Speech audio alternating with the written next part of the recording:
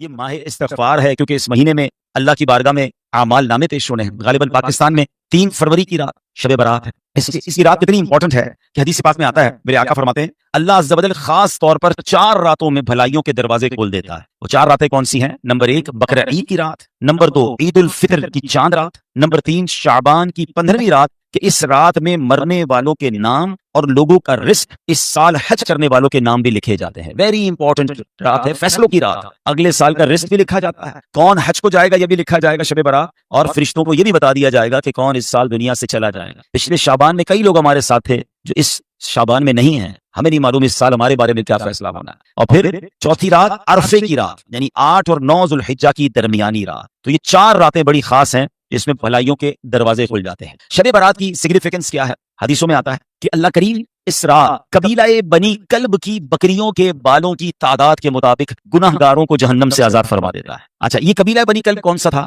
یہ ایک ایسا قبیلہ تھا اس زمانے میں جو سب سے زیادہ بکریاں پالتا تھا. میں اور آپ ایک بکری کے بال نہیں گن سکتے, اتنے بڑے قبیلے کی بکریاں, ہزاروں بکریوں کے بال کتنے ہوں گے؟ تو اس کا مطلب سارے بخشے جائیں گے, کروڑ لوگ بخشے جاتے ہیں. مگر اس کے ساتھ ایک لسٹ بھی آئی حدیث میں کہ سب بخشے جائیں گے, یہ چند قسم کے لوگ جو ہیں یہ نہیں بخشے جائیں. اب آپ امیجن کریں کہ کتنے بڑے مجرم ہوں گے کہ ایسی مبارک رات جس میں کروڑوں بخشے جا رہے ہیں, اس میں کون لوگ ہیں جو نہیں بخشے جائیں گے؟ جو نہ بخشے جانے والے ہیں ان میں نام ذرا آپ سن لیں. نمبر 1 حدیثوں میں ملتا ہے کہ شراب کا عادی نہیں بخشا جائے. اب انفارچونیٹلی سنا یہ جاتا ہے کہ مختلف شادیوں کے پروگراموں میں, دوستوں میں اب کولڈ ڈرنک کی طرح لوگ شراب پی رہے ہیں. اللہ کے واسطے, اللہ رسول کے واسطے شراب کے قریب نہ جائیں. یہ شراب ام الخبائث ہے, اور شرابی جو ہے وہ شب برات بھی نہیں بخشا جائے. اور اب تو بہت نارملائز کر دیا گیا ہے شراب کو. کبھی کبھی ایسا موقع نہیں ملتا کبھی دیکھنے کا, اللہ معاف کرے, کبھی جہاز میں سفر ہوتا ہے تو چاہے رائٹ لیفٹ ہمارے ساتھ بعض اوقات پاکستانی اور مسلمان ہی ٹریول کر رہے ہوتے ہیں, اور بندہ حیران ہو جاتا ہے کہ یار یہ ہمارے ساتھ بیٹھا ہوا مسلمان اور دھڑنے سے شراب پی رہا ہے, یعنی فری میں مل جائے تو جتنی پینی آپ پی لیں گے. اللہ اکبر. حالانکہ جہاز تو وہ سواری ہے کہ جس میں توبہ کر کے باوضو بیٹھنا چاہیے, کلمہ پڑھ کے بیٹھنا چاہیے کہ پتہ نہیں خیر سے پہنچوں گا یا نہیں, کچھ ہوا تو دنیا سے چلا جاؤں گا. مگر شرم نہیں آتی, اور لوگ میں غیر مسلموں کو کیا کہوں, مسلمان پی رہے ہوتے ہیں. اللہ اکبر. حالانکہ یہ شراب وہ لعنت ہے. ویسے تو بہت سارے کبیرہ گناہ ہیں, علماء بیٹھے ہیں, شاید یہ ایک ہی گناہ ہے جس میں 10 قسم کے لوگوں پر لعنت فرمائی نبی پاک علیہ السلام نے. شراب پینے والا, پلانے والا, اٹھانے والا, خریدنے والا, بیچنے والا, لانے, یعنی کتنے قسم کے لوگوں پر لعنت فرمائی گئی, اور یہاں کسی کو پرواہ ہی نہیں ہے. ابھی نوجوان بیٹھے ہیں, بعض اوقات ان کو کہیں کہ بھائی یہ شراب کی محفلیں, بری محفلوں سے دور رہو, تو کہتے ہیں یار ہم شراب نہیں پیتے, دوست پیتے ہیں, ہم تو صرف بیٹھتے ہیں. ہم نشہ نہیں کرتے, دوست نشہ کرتے ہیں, ہم تو صرف کمپنی دیتے ہیں, کیا کریں آج کل. اچھا, پھر بعض اوقات کچھ لوگ ملٹی نیشنل کمپنی یا کسی بڑی کمپنی میں کام کرتے ہیں, کیا کریں, آفیشیل میٹنگز ہوتی ہیں, کھلا جگہ جانا پڑتا ہے, جناب ہر طریقے کے لوگ ہوتے ہیں, ہم تو منع نہیں کر سکتے, ہم بیٹھتے ہیں. کیوں بیٹھتے ہیں ادھر؟ یعنی جہاں رب کی لعنت برس رہی ہے آپ وہاں بیٹھے. ابھی 4 5 6 سال پرانی تو بات ہے جب ہم سب نے کووڈ کو ایکسپیرینس کیا تھا. کیا سیکھا تھا کووڈ سے؟ سوشل ڈسٹینس, کہ یار اس میں بخار آ رہا ہے, نزلہ آ رہا ہے, بندے سے ہی دور رہو, ہاتھ بھی نہیں ملاتے ایک دوسرے سے. یعنی وائرس سے بچنے کے لیے ڈسٹینس کر سکتے ہو, اللہ کی لعنت سے بچنے کے لیے ڈسٹینس نہیں کرنا ہے. نہیں میرے پیارے اسلامی بھائیو, صحبت ہی بندے کو برا بناتی ہے. آپ کسی بھی شرابی, کسی بھی برے کام کرنے والے سے ملنے, پڑھے لکھے لوگ بیٹھے, کسی ہیروئن سے ملنے, جواری سے ملنے, کسی قاتل سے ملنے, چور سے ملنے, سوال کریں کدھر سے ملی یہ عادت, بتائیں کیا جواب دے گا؟ آپ کو جواب نہیں پتا, وہی کہے گا دوستوں سے ملی. کوئی بھی آپ کو نہیں کہے گا جناب میری ایک برتھ ڈے تھی اور ابو بڑے خوش تھے اور میرے لیے جناب ابو چرس کا سگریٹ لے کے آئے, بیٹا آج سے شروع کر دے. کبھی بھی والدہ نے میرے امتحان کے اچھے نمبروں کے بعد مجھے چاقو لا کر نہیں دیا تھا کہ بیٹا چوری شروع کر رہے. ساری بری عادتیں نارملی بری صحبت سے ملتی ہیں. لیکن آج کا نوجوان جواب کیا دیتا ہے؟ میں تو بڑا پکا ہوں, میں کچھ نہیں کرتا, دوست کرتے بیٹھتا ہوں. نہیں میرے پیارے سے, آج آپ بیٹھ رہے ہیں اور کل آپ مبتلا ہو جائیں گے. اچھوں کی صحبت میں بیٹھے ہیں, بری صحبتوں سے بچیں, کیونکہ شراب کا عادی شب برات بھی نہیں بخشا جائے. آگے فرمایا ماں باپ کا نافرما. یہ کیسا گناہ ہے اور کتنا خطرناک گناہ ہے کہ تقریباً ہر وہ رات جس رات سب بخشے جاتے ہیں, یہ جن گناہ گاروں کے بارے میں آتا ہے یہ نہیں بخشے جائیں گے, ان میں آپ کو ہر لسٹ میں ماں باپ کا نافرمان ضرور ملے. یعنی اللہ کو کتنا سخت ناپسند ہے کہ جو بندہ اپنے ماں باپ کو ستاتا ہے. تو اے میرے پیارے اسلامی بھائیوں, پردے میں رہ کر سننے والی میری بہنوں, خدا کی قسم اگر آپ کے ماں باپ آپ کے پاس ہیں, یو آر سو لکی. اللہ اکبر. ماں باپ بھی ہوں اور شعبان بھی ہو, ماں باپ بھی گھر میں ہوں اور شب برات بھی ہو, ارے ماں باپ بھی ہو رمضان بھی ہو, اور کیا چاہیے آپ کو؟ پوچھے ان سے جن کے ماں باپ چلے گئے, کتنا یاد آتے ہیں ہر بڑی رات کو کہ کاش ماں ہوتی تو آج دعا لیتا, والد ہوتے تو ان سے دعائیں لیتا, افطار میں ماں ہوتی تو ہم مل کے ماں کی آمین سنتے.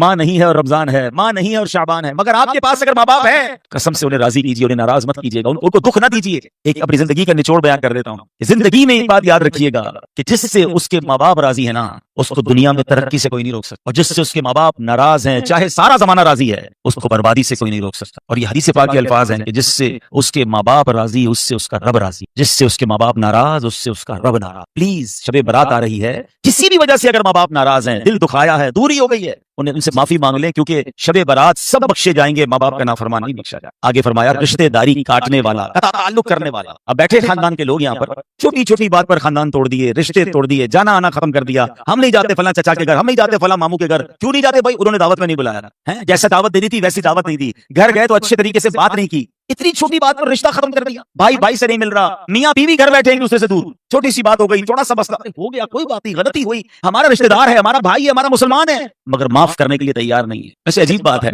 हम अल्लाह से माफी कैसे मांगते हैं? अल्लाह हमारे सारे गुनाह माफ कर, सगीरा भी माफ कर दे, कबीरा भी माफ कर दे। कभी हमने अल्लाह की बारगाह में ये अर्ज किया कि यार तू हमारे सारे गुनाह माफ कर दे, मैंने किसी को माफ नहीं करना है। ये कैसी माफी है कि आप किसी को माफ करने के लिए तैयार नहीं, अल्लाह आपको सारे माफ कर दे। हम भी तो माफ करें ना। और याद रखिए, बर्दाश्त करना, दरगुजर करना, ये जो हिल्म है ना, ये वो कमाल का वस्फ है जो सुन्नते अंबिया भी है, सुन्नते रसूल भी है, बल्कि ये अल्लाह अज़्ज़ वजल की भी सुन्नत है। हाँ, और ये माह रमजान तो हमें वैसे भी सब्र का दर्स देता है। एक तो यहाँ पर झगड़े खत्म नहीं कर रहे हो, और रमजान में एक अजब समा बन जाता है। पता नहीं रोजा रख के ऐसा लगता है एहसान करते हैं, हर दूसरा आदमी लड़ रहा होता है, खासतौर पे इफ्तार से पहले तो डर लग रहा होता है किसी से बात करने के लिए। भाई इससे बात हमने तो नोट किए में कुछ लोग, इनसे हमेशा रात को बात करनी है, तरावी के बाद रोजे में बात नहीं करना। हजरत रोजा रखा है, हमारी खैर नहीं है। ऐसा हो सकता है घर में भी होता होगा कि कुछ बीवियां डरती होंगी, कुछ बच्चे डरते होंगे, कुछ एम्प्लॉय डरते होंगे कि सेठ साहब से आज बात ही करना, सुबह से इनको पान नहीं मिला, या सिगरेट के आदी है तो सिगरेट नहीं मिली है, हजरत ने आज रोजा रखा है, पता हमसे इफ्तार ना कर ले। हालांकि रमजान तो है ही सबर का महीना, माफी और दरगुजर का महीना, लेकिन रमजान में ज्यादा झगड़े लोग कर रहे होते हैं। नहीं मेरे प्यारे, आजा का भी तो रोजा है ना, आपकी जबान का भी रोजा है, आपकी जबान भी आपने सही इस्तेमाल करनी है। हिल्म की बात हो रही है तो सुभान अल्लाह, मैं आपको एक वाकया सुनाता हूँ कि बुजुर्गान दीन कैसे हिल्म वाले थे, कैसे कुव्वत बर्दाश्त वाले थे।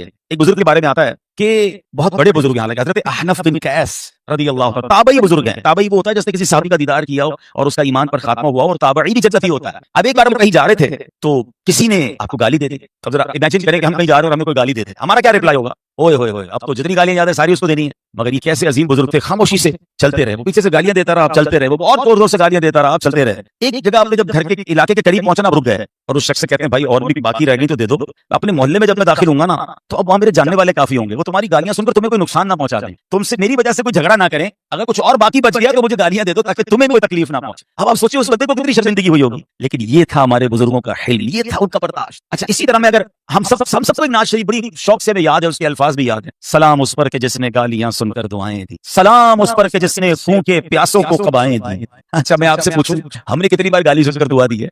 नात हमेशा पढ़ते हैं, हमेशा मजा आता है शेर को सुनकर, मगर हम भी तो कुछ ऐसा अपनाए ना कि जिंदगी में अगर कोई हमें बुरा भला कहे तो कभी तो उसको दुआ दे दे कि अल्लाह इसको हिदायत दे दे। हम कहते नहीं टेट फॉर टेट, जैसे कुछ ऐसा, इसने मेरे साथ बदतमीजी की, अब तो मैंने छोड़ना ही नहीं है। नहीं मेरे प्यारे से, हमें इस मुबारक महीने की मुबारक रात से पहले पहले ये बर्दाश्त पैदा करनी है, ये दरगुजर पैदा करना है, ये माफी पैदा करनी है कि कता ताल्लुक को खत्म करना है, वरना शबे बरात कता ताल्लुकी करने वाला नहीं बख्शा जाएगा। जहां मैंने कहा था ना कि हिल्म जो है वो रब्बे करीम की सुन्नत है, अंबिया की सुन्नत है, मैं इसकी कुछ झलक भी आपको बयान करता हूं। पहले तो हिल्म कहते किसको है? हिल्म का माना है बुर्दबारी, नर्म दिली।